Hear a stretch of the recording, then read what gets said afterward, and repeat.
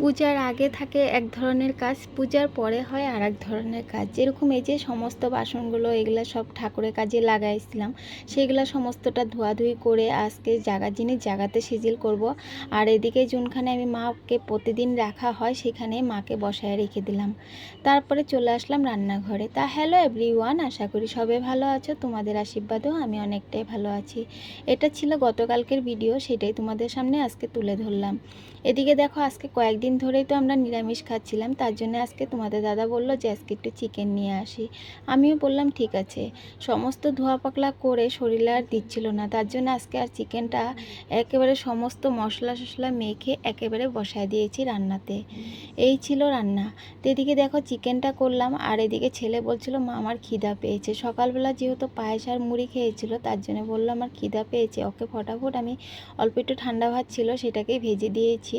ছেলেকে বললাম তুমি খেতে থাকো, এদিকে আমি রান্নাগুলো করে নিই।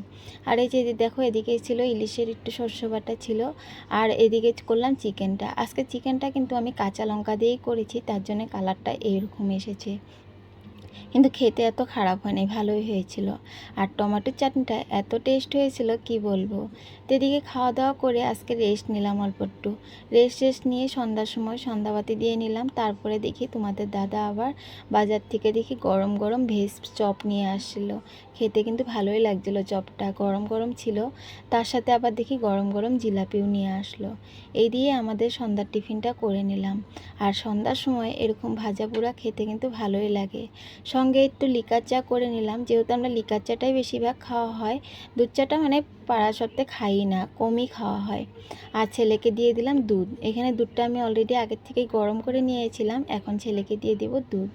তো এদিকে ছেলেকেও খেতে দিলাম, আমিও খেয়ে নিলাম, তোমাদের দাদাও খাওয়া দাওয়া করে নিল। তা ভিডিওটা আজকে এটুকুই রাখলাম। সবাই ভালো থেকো, সুস্থ থেকো। আবার দেখা হচ্ছে আর একটা নেক্সট ব্লগে। সবাই ভালো থেকো, টাটা।